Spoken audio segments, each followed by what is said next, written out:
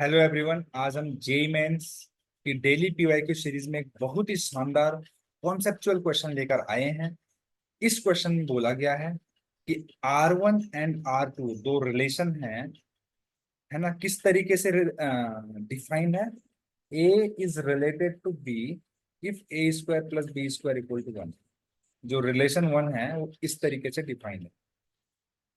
कहां पर ये रिलेशन कौन से सेट के ऊपर डिफाइंड है? A comma B belongs to real number, यानी कि रियल नंबर के लिए है। इसी तरीके से आप देख सकते हैं यहाँ पर A comma B related to C comma D, है ना। कब? जब ये कंडीशन सेटिस्फाई हो जाए, है ना। For all A comma B, A B C D जो है ना, वो एन क्रॉस एन का जो कार्टेशियन प्रोडक्ट होगा ना, उसका उसके एलिमेंट्स हैं। समझ पा रहे होंगे आप। तो पहले वाले में जो सेट है वो रियल नंबर है, इस वाले में सेट जो है वो नेचुरल नंबर है।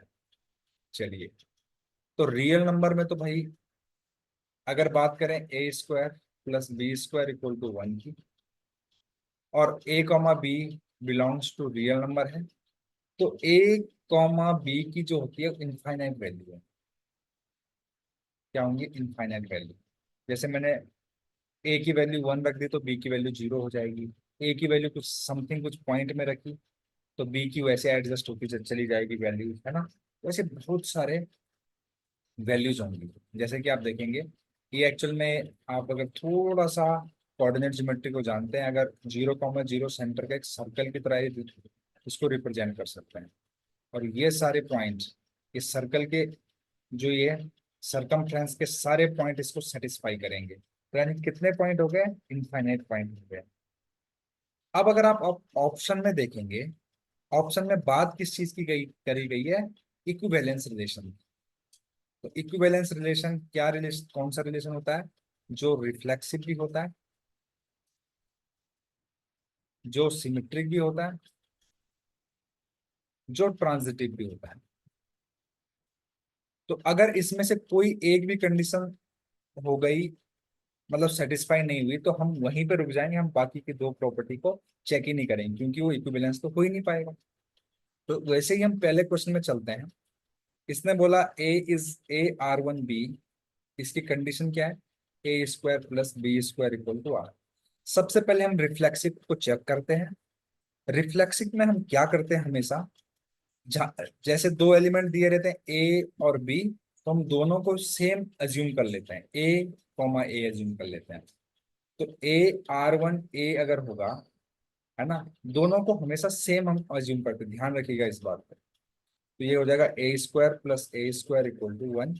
यहाँ से आएगा दोस्तों 2A square equal to one, A square equal to 1/2, और ए की वैल्यू आएगी plus minus one upon one.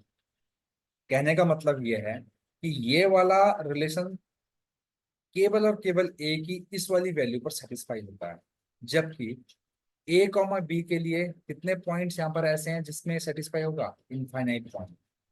तो यहां से मुझे पता क्या चला कि ये केवल कुछ स्पेसिफिक वैल्यू ऑफ ए के लिए सेटिस्फाई हो रहा है रिलेशन, जबकि यहाँ पर क्या बोला गया है? A comma B belongs to all real number. सही बात है। मतलब ऑल रियल नंबर के लिए तो वैसे भी नहीं होगा ये, लेकिन बहुत सारी वैल्यूज के लिए होगा ये वाला रिलेशन सेटिस्फाइड। बट यहाँ पर ये हमेशा सेटिस्फाइड नहीं हो रहा। अगर मैं ए की वैल्यू लेट से 1/2 ले लूं, तो ये सेटिस्फाई नहीं हो रहा है। तो कहने का मतलब ये हुआ कि ये केवल ए की दो वैल्यू पे हो रहा है सेटिस्फाइड, तो ये क्या नहीं होगा? नॉट।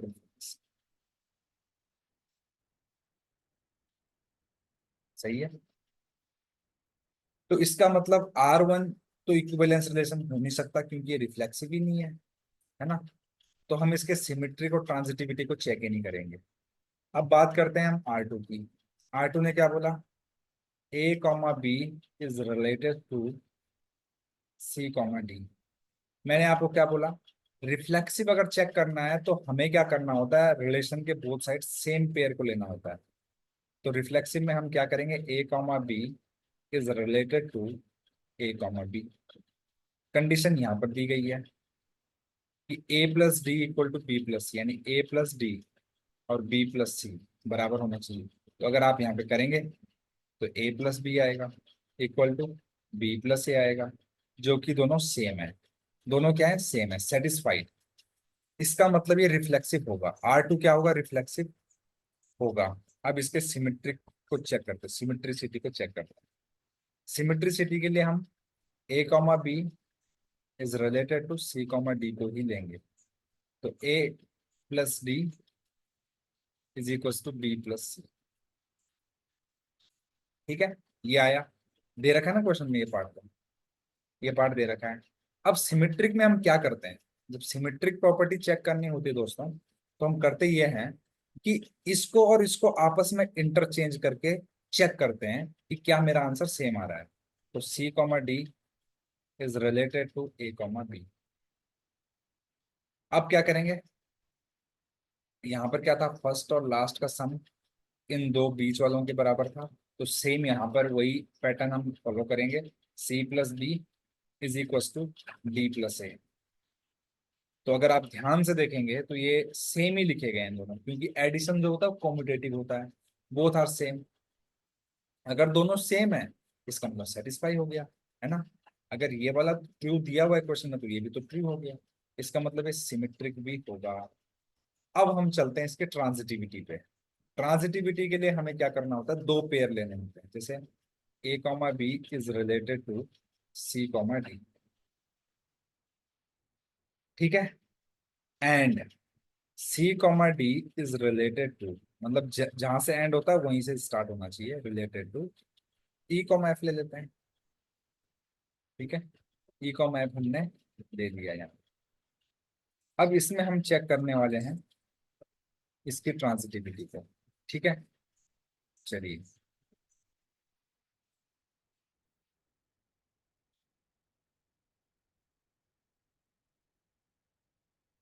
तो देखिए, अगर ये दोनों चीजें गिवन है तो इसका मतलब ये डेफिनेटली प्रॉपर्टी को सेटिस्फाई कर रहे हैं पहले से। तो A plus D equal to B plus C, यहाँ से C plus E equal to, sorry, C plus F equal to D plus E. अब ध्यान दीजिएगा, अगर ये दोनों फॉलो कर रहे हैं तो हमारे पास A comma B is related to E comma F होना चाहिए। तो इसकी कंडीशन है A plus F is equal to B plus ही आना चाहिए। अगर ये आ रहा है तो मतलब ये इंप्लाई हो गया और ये इंप्लाई हो गया, तो इसका मतलब ये ट्रांजिटिव होगा। तो चलो ये हम कैसे ला सकते हैं, ध्यान से देखिएगा। अगर मैं इसमें से इसको माइनस कर दूं, इसको वन बोलूं, इसको टू बोलूं, ये दोनों तो हमारे पास रिलेशन है, तो वन माइनस टू करता हूँ, तो क्या आएगा दोस्तों, A plus D minus C minus F equal to B plus C minus D minus.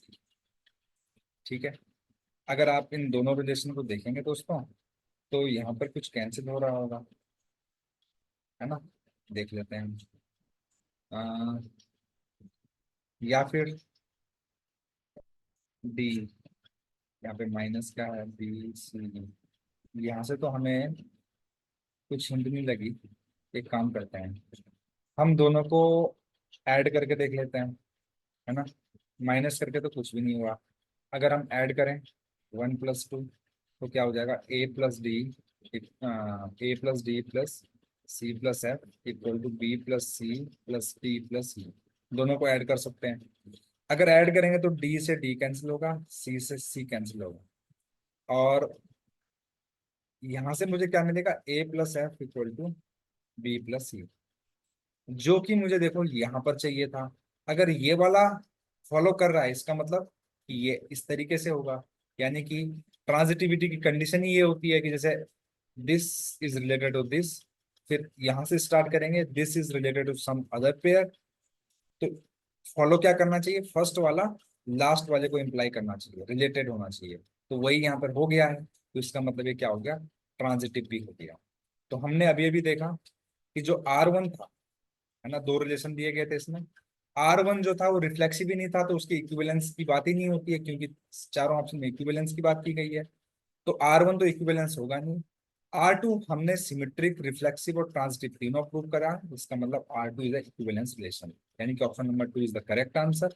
अगर आपको सॉल्यूशन अच्छा लगे तो प्लीज चैनल को लाइक, शेयर और सब्सक्राइब करना बिल्कुल ना भूलें। Thank you very much.